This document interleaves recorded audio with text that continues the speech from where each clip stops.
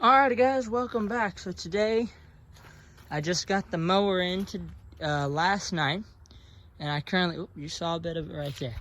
It's currently hooked up to the caddy, and I'm gonna spin the camera around and y'all can take a look at what I bought. I went with the New Holland Duradisc 109. The reason I went with the New Holland is I like the way that the New Holland has the individual gear cases. I really liked that feature on these mowers, and the other ones were oil bath. Both of the other two were oil bath, or they were a solid oil bath cutter bar. These have the individual gear pods on it.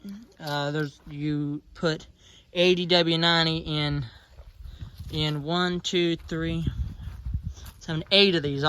There's 7 turtles, and then that big gearbox on the end. And they have a dipstick on the end of them, right there. And on the underside of it, I'm not gonna stand underneath it. Right there's a drain plug. So it's super simple to drain the oil out of them and put fresh oil in it every year.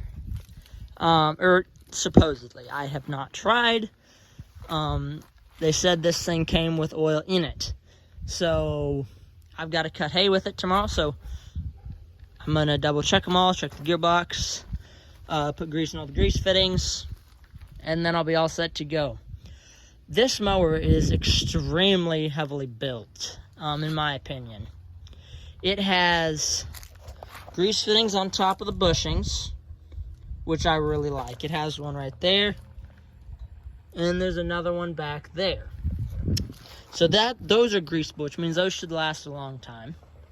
It has a grease point right there on the PTO shaft, another one grease point right there.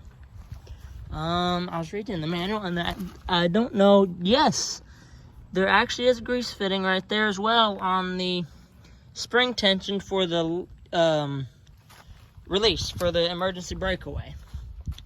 So, grease fitting there, and there. Those I didn't see on either the Kuhn or the Kubota, and that was also a deciding factor. And as well as that, this big pivot pin here, it's also got 2 grease fittings on it as well. And there's also a grease fitting on that pivot joint right there. So that's also something that I liked when I saw this mower, that you can grease it. Which that means to me that the New Holland built this mower to last a very, very long time. And I like the fact that these mowers are made in the United States. It's also a very nice thing. The Vicon mower, the Vicon Kubota mower, the Kubota is basically a rebranded Vicon. Kubota had this mower in a 10-foot mower. But the Kubota did not have quick change blades, and they didn't have all the grease fittings, and they didn't have the individual gear cases on the cutter bar.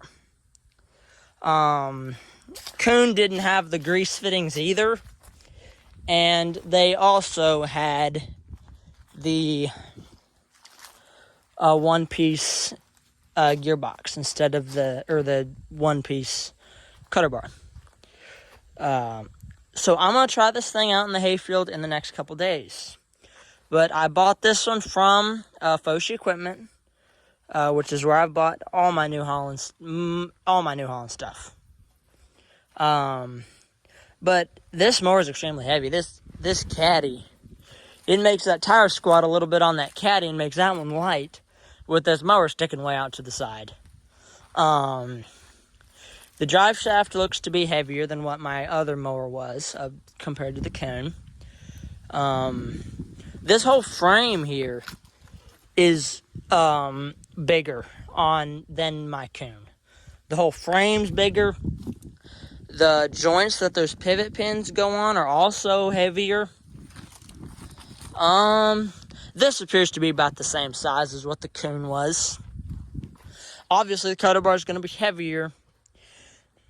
And besides the quick change blades that this one has the shear hubs inside of it.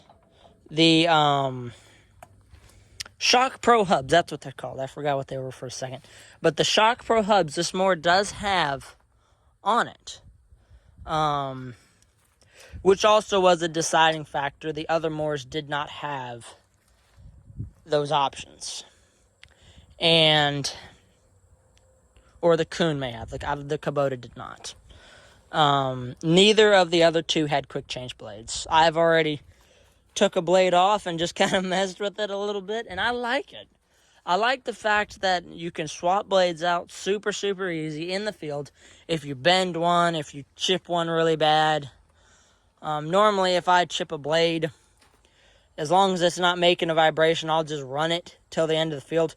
But I've had some where you hit a rock and it'll bend the blade. If you bend the blade, I just as soon replace it. It keeps me from having to store an impact or something in the tractor, which is what I really like. The tool stays with the mower. It's that big black tool right there. I like that. And that's going to be all for today. This is just my initial thoughts of it. Curtain appears to be really heavy duty. I like the curtain, which the curtain on my other mower was perfectly fine. It was holding up really well as well. So we'll have to see how well the curtain and everything holds up on this mower compared to the Kuhn. The Kuhn had a swath wheel. This just has this little... sorry about that. This mower just has this little guard right here instead of that, which looks like you can adjust it. I'm going to run it the way it is right now. I haven't done any adjustments to it. The float spring is where it was set from the factory. And that little swath board is also where it was from the factory. So I'm going to leave it for now. And we'll just have to see how well it holds up. I think in most cases, the manufacturer sets things for the most general use. So I'm not going to mess with it unless it has to be messed with. It went onto the caddy super easy. Just like my Kuhn went onto this caddy really easy. I adjusted these in a little bit. They were pushed all the way out, which I didn't like all the weight being stuck way out here. So I moved them in just a little bit when I hooked it up. And I also had to put my pin for the top link in the back hole, in the back adjustment slot.